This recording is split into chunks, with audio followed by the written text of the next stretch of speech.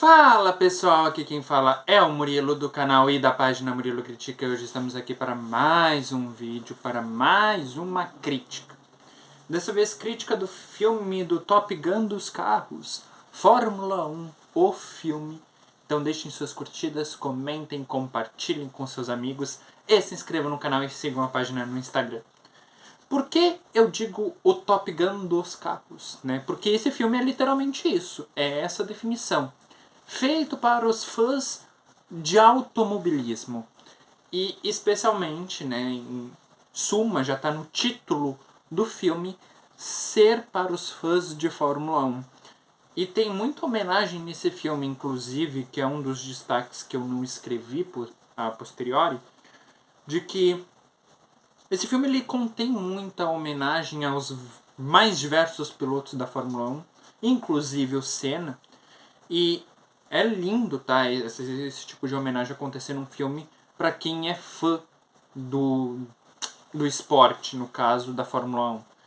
E, querendo ou não, também não é ridículo fazer essa similaridade, essa comparação com essa outra obra que é o Top Gun, haja vista que Fórmula 1 contém o mesmo diretor de Top Gun Maverick. E isso para mim, sem dúvidas, é o diferencial desse filme, é ter uma direção competente para fazer em quesitos, em aspectos técnicos, algo impecável. É uma experiência audiovisual incrível. Vale muito a pena ir no cinema ouvir o barulho dos carros. Isso é sensacional ao extremo, inclusive. Está em uma das minhas maiores experiências cinematográficas. Tá? Não é a maior, com certeza, mas está dentre as melhores experiências cinematográficas que eu já tive. Falando sobre o âmbito técnico, como eu disse, estar impecável, o filme ele consegue, querendo ou não, trazer aquele magistral glória do épico. O que é trazer uma glória do épico cinematográfico? É você estar abobado com o filme, é você estar assistindo assim. Uau! Uau! Como foi filmado isso e o quanto tem de criatividade imposto na fotografia. Que eu vou falar da fotografia um pouco daqui a pouco, né? E é uma coisa de uma forma impressionante, assim, que só esse tipo de diretor, que é o Joseph Kosinski, conseguiria fazer. Que é mesclar câmera, que é trazer também uma imersão de som, sonoplastia, principalmente na colisão dos carros. E, querendo ou não, em toda essa obra, em toda essa magnitude fotográfica visual, você ainda tem o som, a trilha sonora do Hans Zimmer. Pra quem não sabe, o Hans Zimmer é quem fez a trilha sonora de Duna também. E, cara, esse compositor é fenomenal porque ele consegue até fazer uma cena comum se tornar um épico. É o típico cujo exagero pontual. Você está exagerando num tópico, numa cena comum, para trazer ela para se tornar um épico. E isso é, sem sombra de dúvidas, uma das palavras que eu defino para a Fórmula 1, o filme. Épico. É isso, é um épico. Fotografia, cores, né, também na questão das suas paletas de cores. A fotografia, ela mescla ângulos. Você está, ao mesmo tempo, tem uma parte, uma demonstração, um tempo, um time de uma cena em primeira pessoa. Aí depois você troca para a concepção da terceira pessoa no ombro do protagonista. Nas cenas de corrida, você literalmente sente que está em um videogame, ou em outros momentos você realmente sente que está assistindo uma corrida no domingo de manhã. Isso é algo que esse filme consegue fazer muito bem. Você parece que realmente, para quem é fã de Fórmula 1 vai entender isso, que está no domingo assistindo uma corrida lá em Spa-Francorchamps, né? Assistindo uma corrida em Vegas, sabe? É algo fenomenal e algo primordial que a fotografia desse filme consegue trazer. Há também a utilização das paletas de cores como algo essencial, algo necessário, pois ele mescla muito bem as colorações das equipes, os sentimentos demonstrados pelo protagonista, principalmente quando tem aquela utilização de sombras no Brad Pitt, que fica somente uma parte do rosto dele luminosa. Você tem, querendo ou não, uma belíssima iluminação nesse filme. E, obviamente, também a escolha dessas paletas de cores. Elenco. Sem sombra de dúvidas, né? A estrela do filme é o Brad Pitt, que interpreta o Sonny Hayes. E ele entrega uma atuação sólida. Tá? Uma atuação positiva, sólida e, querendo ou não, sem dúvidas, condiz perfeitamente com o seu personagem, que é o Sonny Hayes. E, na minha concepção, e aí eu vou falar uma particularidade minha, ele não deve ter feito tanto esforço em sentido de atuação para esse filme, pois, principalmente nas cenas de corrida, ele utiliza dublês. Isso me faz questionar o que seria, né, se outro ator, vocês sabem quem, fizesse esse filme também. Não é um demérito do Brad Pitt, mas eu fico pensando, cara, isso daí com outro ator, meu Deus do céu. Meu Deus, só pensa, meu Deus. Carrie Condon, que interpreta a diretora técnica e, querendo ou não, posteriormente o par romântico do Sonny Hayes, é uma surpresa, mas ela é uma surpresa numa atuação pontual. Ou seja, ela não extrapola, mas ela não fica no mínimo na atuação. Ela demonstra que ela sabe fazer a personagem dela sem tirar destaque dos outros personagens. Damson Idris, o jovem ator promessa de Hollywood também, ele comprovou por A mais B, por 1 mais 1, por 2 mais 2, por 2 vezes 2, por 1 vezes 1, de que ele é um excelente ator e tem um potencial enorme para crescer nesse ramo da atuação ainda. E ele demonstra que ele sabe fazer uma questão de virada de chave. Ele sabe atuar em momentos de virada de chave, ou seja, momento de redenção do seu personagem. Ele sabe construir isso bem.